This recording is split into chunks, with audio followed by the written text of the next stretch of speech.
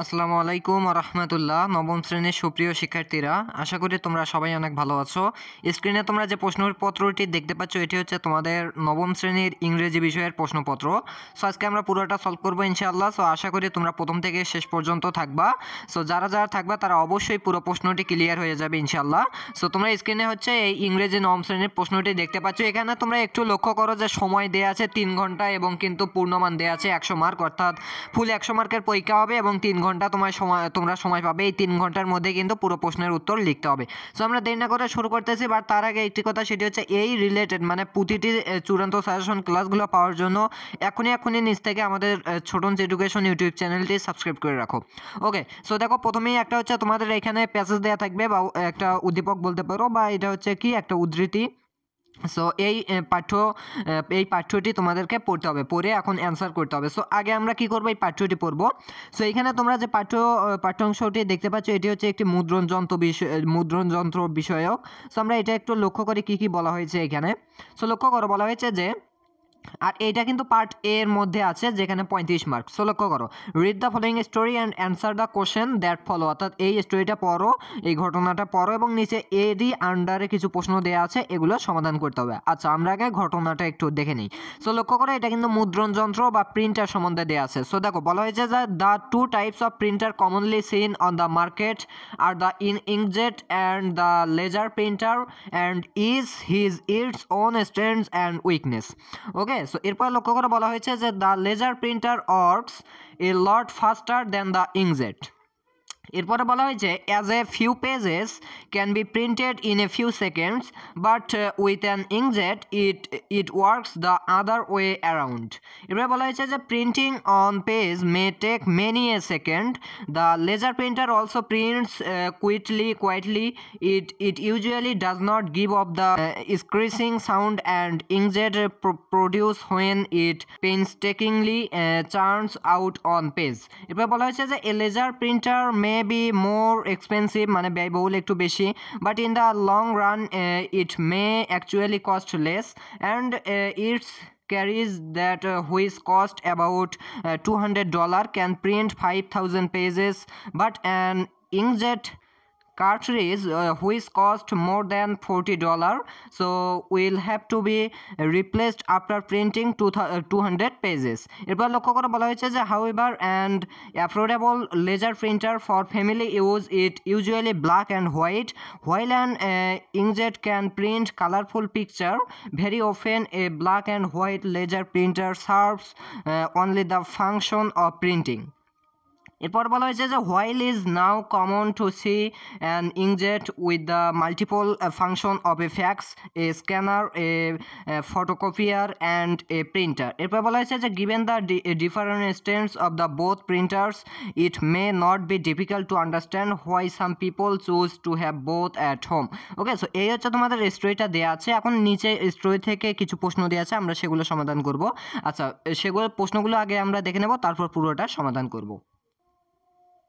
ওকে, so দেখো এখানে কিন্তু এ নম্বরে বলা হয়েছে যে choose the best answer from the alternative. So এইখানে এমসিকিউ প্রশ্ন দেওয়া আছে বা মাল্টিপল চয়েস কোশ্চেন। সো সেইখান থেকে অ্যান্সারগুলো করতে হবে।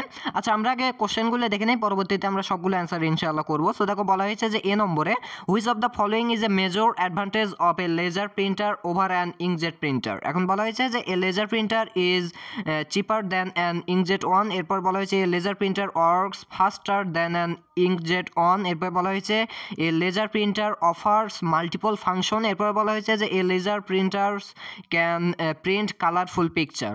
ওকে, এরপর দেখো বি নম্বরে বলা হয়েছে যে how much money does the cartridge of an inkjet printer cost to print 2000 pages.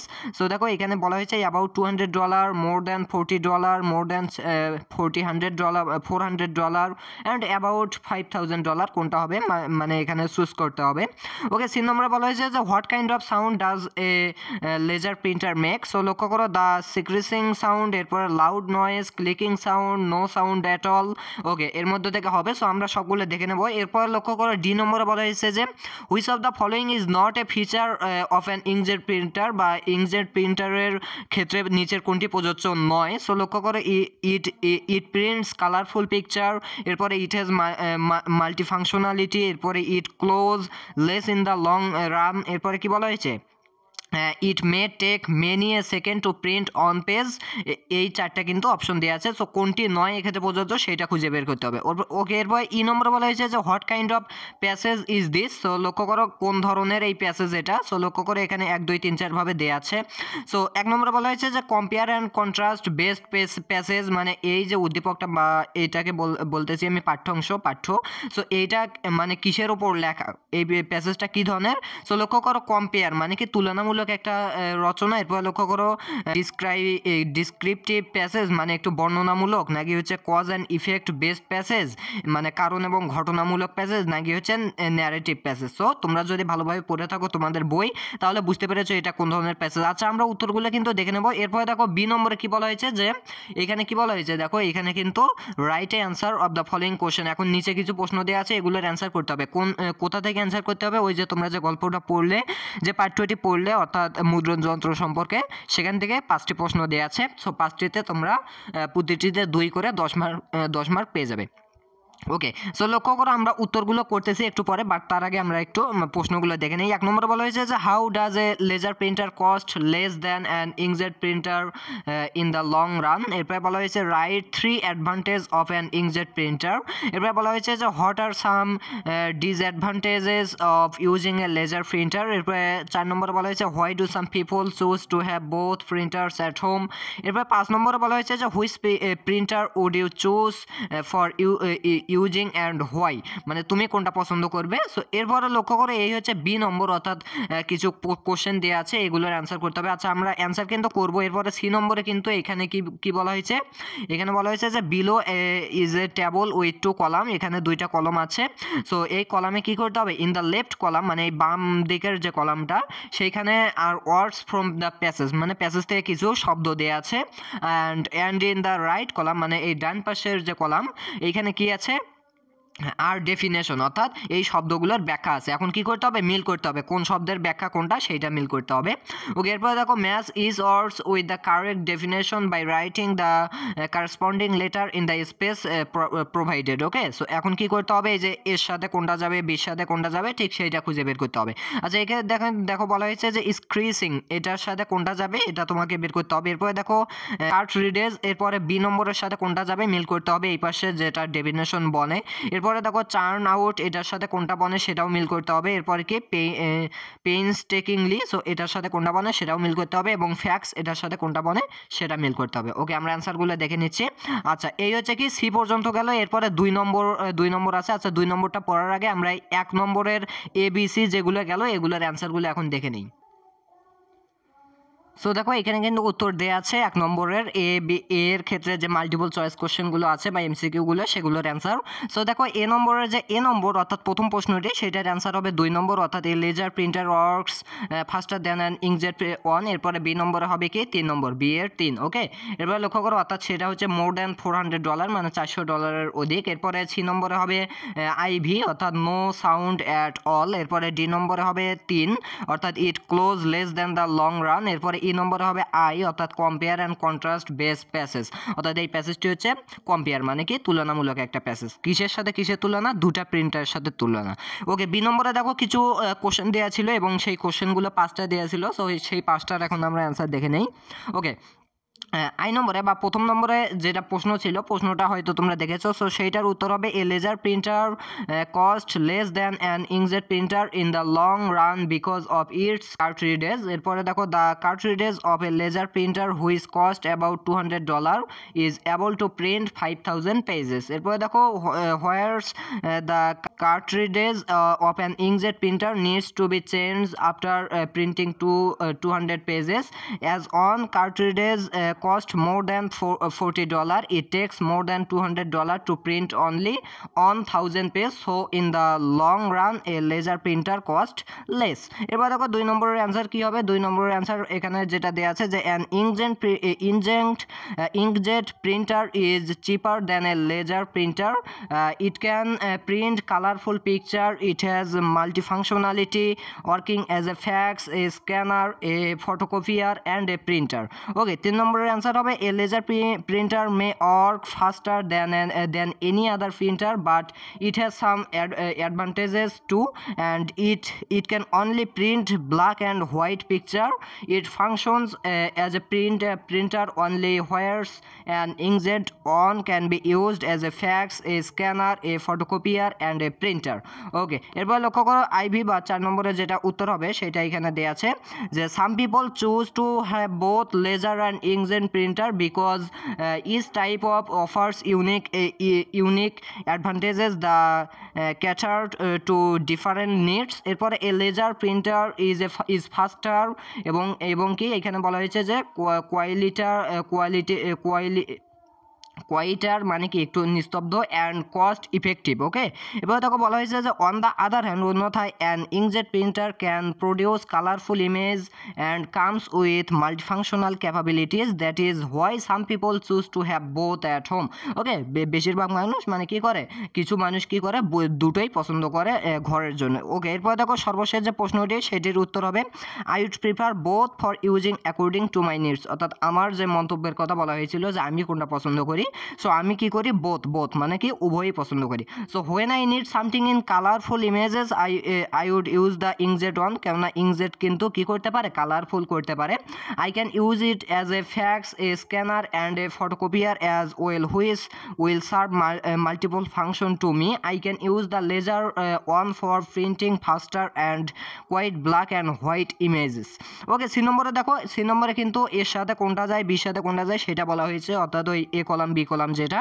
So দেখো এ নম্বরের সাথে যাবে আই, বি অর্থাৎ 4 নম্বর, সো তোমরা ওইখানে মিলিয়ে নিবা। বি নম্বরের সাথে যাবে ভি, সি নম্বরের সাথে যাবে 2 নম্বর। ওকে, ডি নম্বরের সাথে যাবে আই এবং ই নম্বরের সাথে যাবে 3 নম্বর, অর্থাৎ আই। সো এই হচ্ছে তোমাদের এইখানে যে কলামের উত্তর পর্যন্ত। এখন আমরা 2 নম্বর প্রশ্নে যাব, এখানে উত্তর আছে। সো আমরা এখন 2 নম্বরের আগে প্রশ্নগুলো পড়বো, তারপর উত্তরগুলো করতেছি। সো দেখো এখানে কিন্তু এখন 2 নম্বরে কি দেয়া আছে, এখানে একটা দেয়া আছে রিড দ্য ফলোইং কনভারসেশন, এখানে একটা ডায়ালগের মতো দেয়া আছে বা কথোপকথন দেয়া আছে এবং and complete the activity that follow. So এই কি করতে হবে, এই যে ডায়ালগটা দেয়া আছে এই ডায়ালগটা পড়ে নিচে কিছু প্রশ্ন আছে সেগুলো সমাধান করতে হবে। আচ্ছা দেখো এখানে কিন্তু সোনিয়া আর তানিয়া দুইজনের একটা ডায়ালগ দেয়া আছে। সো কি বিষয়ে আমরা একটু লক্ষ্য করি। সোনিয়া বলেছে যে a matter made me worried and that's the environment pollution. Okay, অর্থাৎ সোনিয়া বলতেছে যে আমাকে একটা জিনিস কি করতেছে, অরিড বা চিন্তিত করতেছে, সেই জিনিসটা হচ্ছে এনভায়রনমেন্ট পলিউশন। ওকে, অর্থাৎ কি পরিবেশ দূষণ। এরপর দেখো তানিয়া এখন কি বলতেছে, yes you have given an eye to an important matter. এরপর বলা হয়েছে environment pollution has reached an alarming position at present, মানে বর্তমানে এটি খুব ব্যাপক হারে ছড়িয়ে পড়েছে। সোনিয়া বলেছে so far as I know you know a lot about environment pollution, what is the cause of it. অর্থাৎ সোনিয়া বলতেছে তানিয়াকে কি বলতেছে যে আমাকে এটার কারণ সমূহ বলো, কজগুলো বলো। ওকে, তানিয়া বলতেছে it is a matter to regret that man is the main culprit for environment pollution, man does many unwise thing that cause environment pollution. Man কি করতেছে, মানুষেরা বিভিন্ন আনইউজুয়াল কিছু ব্যবহার করতেছে, সো যার কারণে কিন্তু বা তারা অজ্ঞাত রয়েছে, তারা জ্ঞানী নয়, তারা কি করে এনভায়রনমেন্ট পলিউশন করে। ওকে, এরপর দেখো সোনিয়া কি বলতেছে, সোনিয়া বলতেছে যে can you cite some example of human activities that cause environment pollution, অর্থাৎ কিছু উদাহরণ দিতে পারো এনভায়রনমেন্ট পলিউশনের। এরপরে দেখো তানিয়া বলতেছে যে a huge example can be cited, মানে এটার হিউজ পরিমাণ অনেক বিশাল কিছু মানে উদাহরণ আছে, অনেক উদাহরণ আছে। থিঙ্ক অ্যাবাউট ওয়াটার পলিউশন, যেমন পরিবেশ দূষণের মধ্যে কি আছে, পানি দূষণ আছে, বিভিন্ন দূষণ মিলেই তো পরিবেশ দূষণ।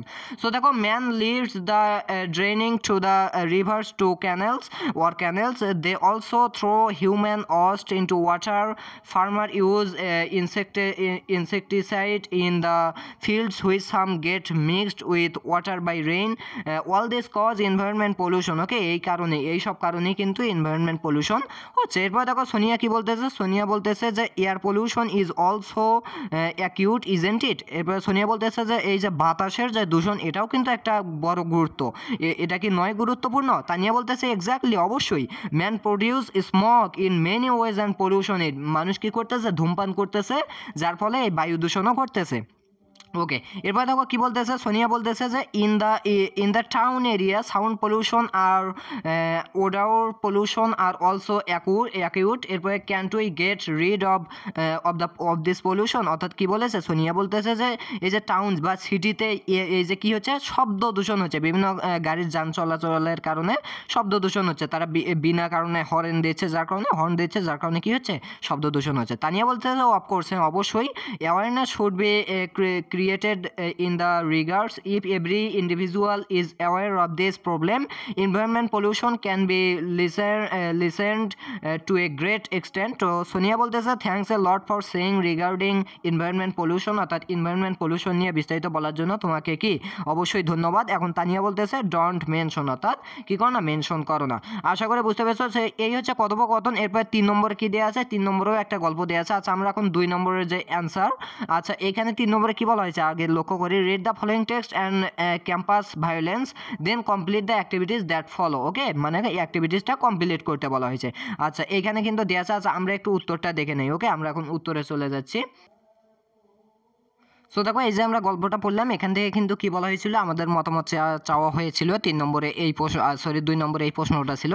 সো আমরা এখন উত্তরগুলো করতেছি। দেখো বলা হয়েছে যে I agree because man does many unwise things which cause environment pollution. Man pollutes water by throwing human waste, industrial waste into water, and the insecticides also washed away with rain to the rivers and canals. এবার বলা হয়েছে যে man produces smoke in many ways and pollutes air. Sound and odor pollution are also acute in town areas. So man is very much responsible for this own death by contaminating the environment. Okay, so এটা হচ্ছে আমাদের মতামত। এবার লক্ষ্য করে এই ছিল হচ্ছে 2 নংয়ের প্রশ্নের উত্তর, অর্থাৎ 2 নংয়ে কি দেওয়া ছিল, একটা প্যাসেজ, এবং সেটা সম্বন্ধে এখন নিজেকে একটা বানিয়ে লিখতে হবে। সো আমরা লিখলাম। এবার দেখো 3 নম্বরে ছিল, 3 নম্বরে একটা ঘটনা কিন্তু ছিল। এখন 3 নম্বর থেকে আবার আমাদেরকে এইভাবে শখ তৈরি করতে হবে। কি শখ, এক পাশে কজ লিখতে হবে, এক পাশে ইফেক্ট লিখতে হবে, আর এক পাশে দেখো প্রিভেন্টিভ মেজার্স লিখতে হবে। সো আমরা এখন 3 নম্বরের যে প্রশ্নটা সেইখানে একটু ফিরে যাই। সো দেখো 3 নম্বরে কিন্তু কী ছিল, একটা ক্যাম্পাস ভায়োলেন্স সম্পর্কে একটা টেক্সট দেওয়া ছিল। সো এইটা পড়ে এখন নিচে অ্যাক্টিভিটিটা করতে হবে। সো দেখো ক্যাম্পাস ভায়োলেন্স আমরা পুরোটা পড়বো না, জাস্ট এইখানে বলা হয়েছে ক্যাম্পাস ভায়োলেন্স নিয়ে আমরা পুরোটা পড়ছি না। ওকে, সো এখন লক্ষ্য করে এখন নিচে কী দেওয়া আছে। সো নিচে এখন দেওয়া আছে যে complete the following table writing effect and preventive measures in the respective columns. Okay, so cos লিখতে হবে, ইফেক্ট লিখতে হবে, প্রিভেন্টিভ মেজার লিখতে হবে। কী সম্বন্ধে এটা দেখো, এটা কিন্তু অবশ্যই কী সম্বন্ধে, এই যে ক্যাম্পাস ভায়োলেন্স। ওকে, ক্যাম্পাস ভায়োলেন্স।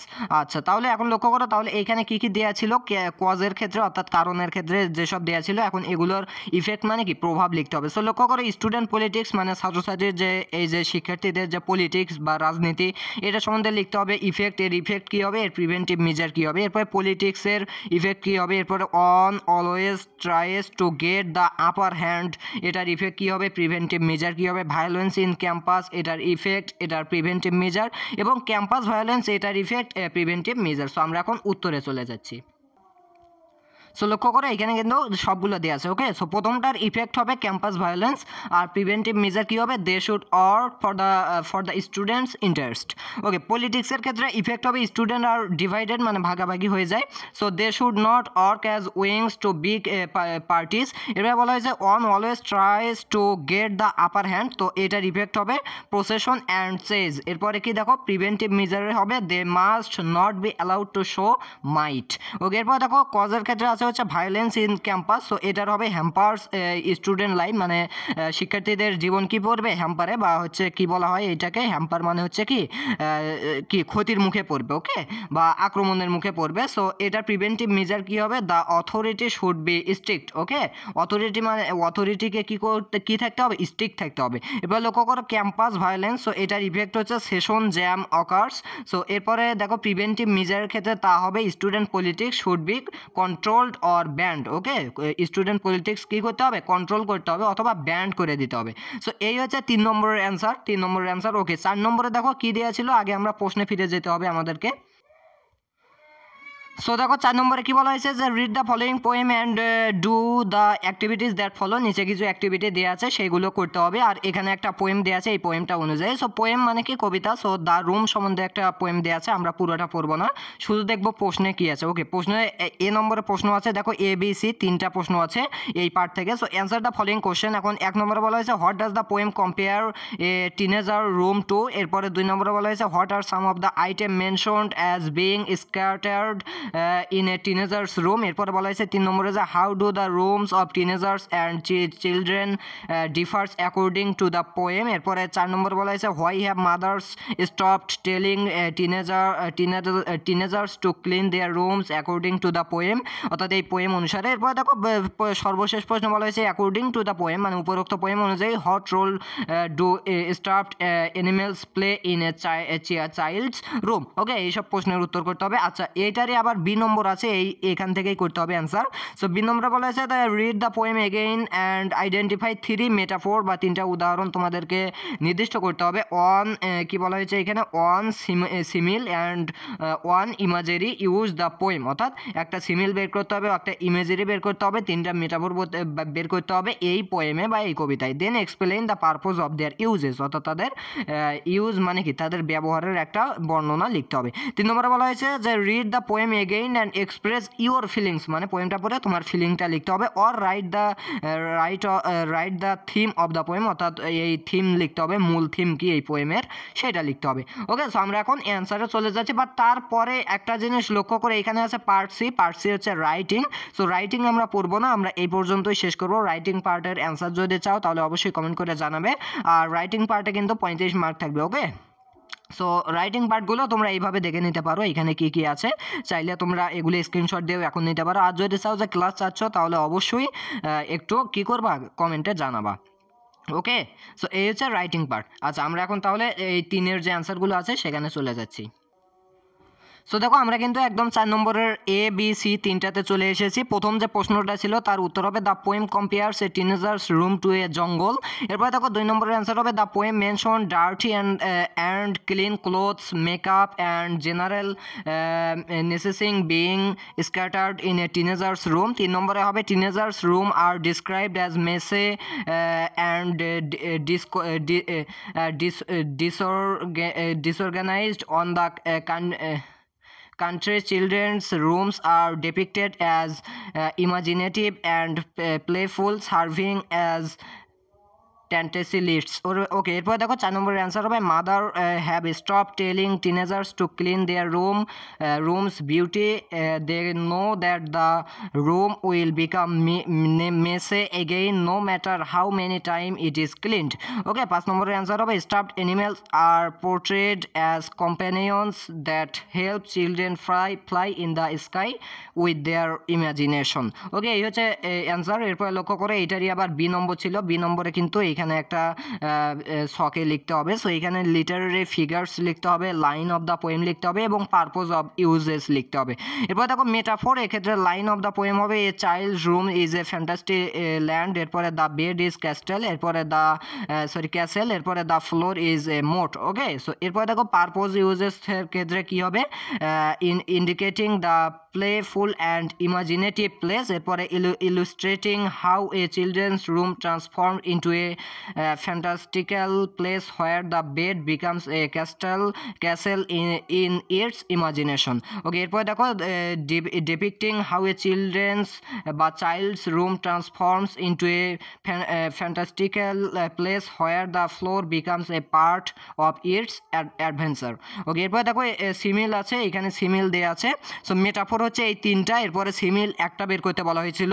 সো সিমিল আছে হচ্ছে a teenagers room is like a jungle. So এটা হচ্ছে একটা কি সিমিল, আর এইটার পারপোজ অফ ইউজেস কি হবে, suggesting that the room's a chaotic and untamed. Okay, এরপর দেখো ইমাজেরি একটা লিখতে বলা হয়েছিল। সো এক্ষেত্রে লাইন অফ দ্য পোয়েম হবে কি the girls have their makeup all over the dresser. এরপর লক্ষ্য করে এটার পারপোজ অফ ইউজ কি হবে, to portray a vivid picture of a teenage girl's dressers which is very messy with the makeup all over. Okay, so এই হচ্ছে কি, এই হচ্ছে তিনটা মেটাফোর, একটা সিমিল, একটা ইমাজেরি এবং তাদের ব্যাখ্যা। আশা করি বুঝতে পেরেছি। এরপরে সি নম্বরে কি আছে, এটার সি নম্বরের উত্তর কী হবে লক্ষ্য করো।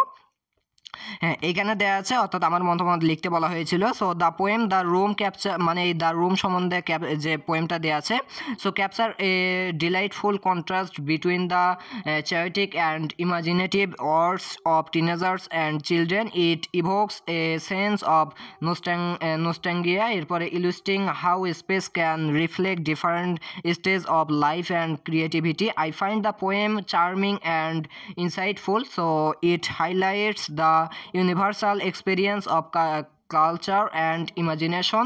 এবং এখানে আরও কী কী বলা হয়েছে দেখো, portraying them with a mix of humour and warmth, the descriptions of the room as a jungle and a fantastic land effectively convey the varying states of order and creativity. Overall, it's a fun and invocative piece that resonates with many people's experience growing up. So এই হচ্ছে কি C নম্বরের answer. ওকে, এরপরে লক্ষ্য করে এরপরে কিছু writing অংশ ছিল, সো সেটা পাওয়ার জন্য অবশ্যই কমেন্ট করবা। সো দেখা হচ্ছে নেক্সট ভিডিওতে। সবাই সে পর্যন্ত ভালো থাকবে, সুস্থ থাকবে, আল্লাহ হাফিজ।